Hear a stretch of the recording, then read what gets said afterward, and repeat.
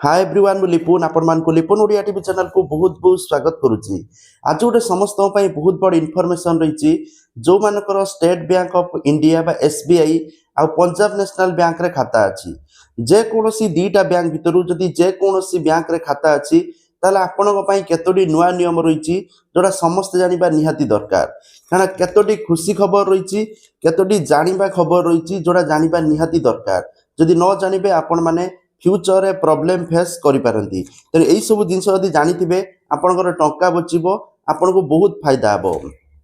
आ जो खबर रही बैंक आपन को टंका दबो तो जदि एई क्षेत्र रे आपन सदी ई सब प्रॉब्लम होउची ताले बैंक आपन को टंका दबो जोटा बहुत बड़ खुशी खबर रही तेनु वीडियो को निहाती शेष पर्यंत देखिबे आ चैनल ले नुआ आस्ते वर्तमान चैनल को सब्सक्राइब करी पाकरतिबा ऑल बेल आइकन को दबाई दियंतु एई भली लेटेस्ट इंफॉर्मेशन पाए। तो चलंतु डिटेल्स देखि नबा। तो देखंतु प्रथम जो रही एसबीआई बा स्टेट बैंक ऑफ अकाउंट रे मिनिमम बैलेंस मेंटेन करिया पई को जाईछि। तो आपण मान जानिथिबे सबु बैंक रे मिनिमम बैलेंस थाए एसबीआई रो मिनिमम बैलेंस केते चलंतु जानि नबा।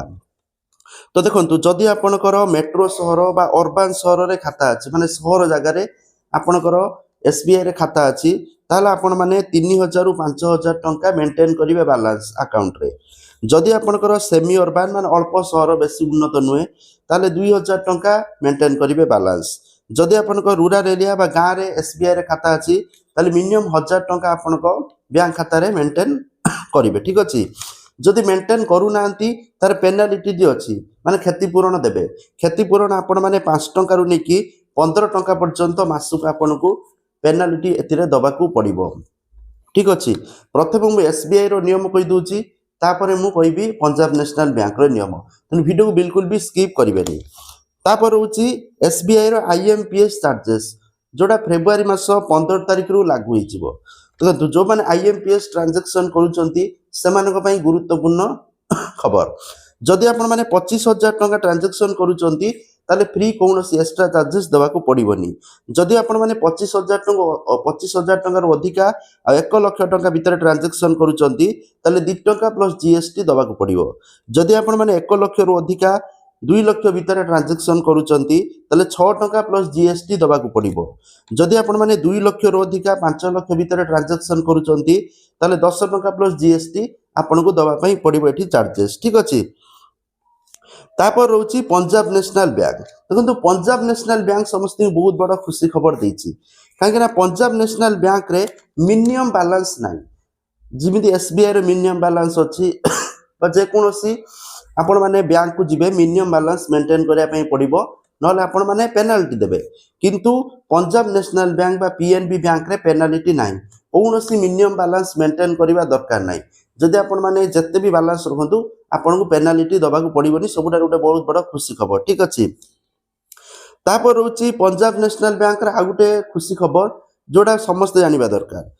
ता होची 4 नॉमिनी पर अकाउंट माने आपण माने निज अकाउंट रे 4 जन को नॉमिनी रख परिबे। जदि आपण माने एसबीआई कहबे आउरी बहुत सारा बैंक अछि आपण माने जन को नॉमिनी रखताती तर एफडी मारचंती बा एसबीआई खाता खुलचंती आपण माने नॉमिनी जन को रखिबे त आपण के छई गने से पैसा ताकू मिलिबो किंतु पंजाब नेशनल बैंक रे आपण माने 4 जन को नॉमिनी रख परिबे। ठीक अछि आपण के इच्छा आपण 2 जन को 3 जन रहंतु किंतु मैक्सिमम 4 जन को आपण माने नॉमिनी रखि परिबे। तापर होची पंजाब नेशनल बैंक रो बर्तन इन्फॉर्मेशन दिया होची केवाईसी करिवा पई बहुत सारा अकाउंट केवाईसी होइनी माने बहुत दिन पड़ी रही ट्रांजैक्शन हेनी तेनु पंजाब नेशनल बैंक तरफरु ता ग्राहक माने कहैछि केवाईसी करो जा लास्ट डेट थिला फेब्रुआरी मास 2 तारिख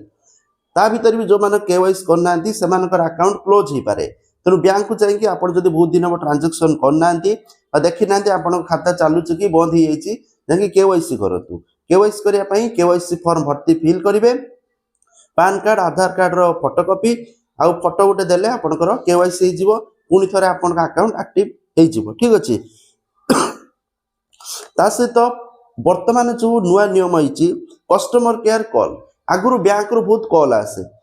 फ्रॉड कॉल भी आस्तुला वर्तमान बहुत सारा स्कैम होबारे लागिछि तो लोक माने कंफ्यूज होचंती बैंक रो कोटा कॉल आछि जे कॉल बैंक रो किमि जानिबे बैंक रो कॉल आछि बैंक इंश्योरेंस बीमा जदि आपन कोनोस प्रकार कॉल आसुछि ओके ताले आपन को 1600 नंबर रु जदि स्टार्टिंग होउछि ताले सेटा जानिबे हाँ बैंक रु आछि जदि अलगा किछि कॉल आछि ताले फ्रॉड भाबिबे ठीक अछि तापर सबुठार खुशी खबर रोची जे बैंक आपन को टंका दबो एटा मते बहुत खुशी लागिला इ नुआ नियम आरबीआई आनला तेणु आपण माने समस्त जानिबा निया दरकार आपनकर स्टेट बैंक रे खाता थाउ कि पंजाब नेशनल बैंक रे खाता थाउ बा जे कोनोसी बैंक रे खाता थाउ आपन को पई बहुत गुरुत्वपूर्ण ए जिंस तो देखंतु मिस सेलिंग उडे आसीची नुआ नियम तेणु बैंक रे कोन होए आपण मान जतले बैंक जाउतबे डिपॉजिट करिया पई हो बा एफडी करिया पई हो ताकर जो अछंती कर्मचारी आपण को लोभ देखैकी लोन टा नि जांतु कम सुधर मिलिबो कि आपण माने इंश्योरेंस टा कर दियंतु ए बीमा टा कर दियंतु आपण माने एठी पैसा रख दियंतु सेठी पैसा रख दियंतु ए म्यूचुअल फंड कर दियंतु किंतु ग्राहकंकर इच्छा नाही मु करिम बोली किंतु ताको जबरदस्ती हो बा लोभ देखैकी हो प्रलोभन देखैकी हो ए जो एक्सीडेंट इंश्योरेंस कर दियो ए बीमाटा कर दियो ए इमित कर दियो सीमित कर दियो एवला करिकी आपण खातारू पैसा टा काटी नै थांती जा फल ग्राहक माने एतरे संतुष्ट हेई थांतिनी किंतु ताको लोभ ऑफर देखैकी ए देखैकी एवला कर दै थांती एटा कहते मिस सेलिंग माने ग्राहकंकर इच्छा नाही ग्राहकंकर ए जिंस दरकार नाही तथापि ताको प्रलोभित करिकी लोभ देखैकी एवला विभ्रांत करिकी माने एवला सब जिनस बिक्री करथांती जपरि कि इंश्योरेंस हे गला बीमा हे गला लोन हे गला एवला म्यूचुअल फंड हे गला एवला सब जिनस बिक्री करथांती जा फल बैंक रे तो लाभ हुए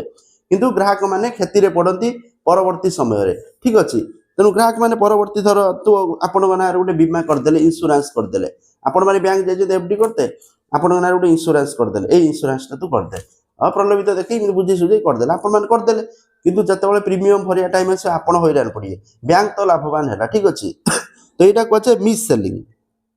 तो ए जो जदी मिस सेलिंग जिनसटा बंद हे जिवो जदी बैंक ग्राहकन को मिस सेलिंग करिछि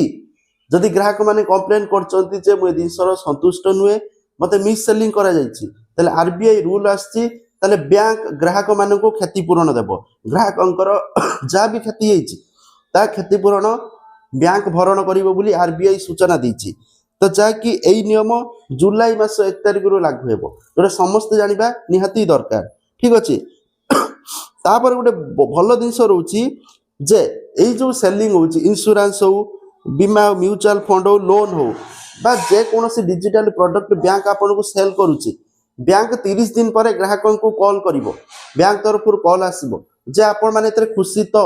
आपन को एई जो लोन नेले कि इंश्योरेंस कले कि म्यूचुअल फंड रे इन्वेस्ट कले आपण माने खुशी तो जदि ग्राहक मना करचे ना मु खुशी नुए मते जबरदस्ती कोई कराइछि ताले बैंक क्षतिपूरण दबो 30 दिन भितरे सबु बैंक रो कर्तव्य होछि ग्राहकन ठारू बा कस्टमर ठारू मतामत नेबे जे सेटा सेलिंग हेछि ठीक हेछि कि नाही जदि मिस सेलिंग हेतिबो ग्राहकन को क्षतिपूरण देबो बैंक जे एई नियम आसीछि तापर सहित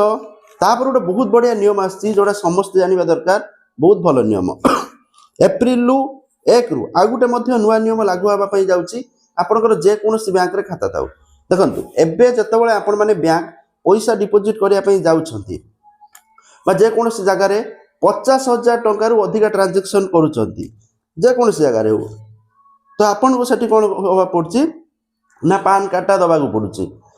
50,000 टंका अधिक ट्रांजैक्शन कले आपण को पान कार्ड दबा पई पड़िबो बैंक हो बा अलका कोनोसी अनुष्ठान हो जे कोनोसी जगह हो किंतु जदि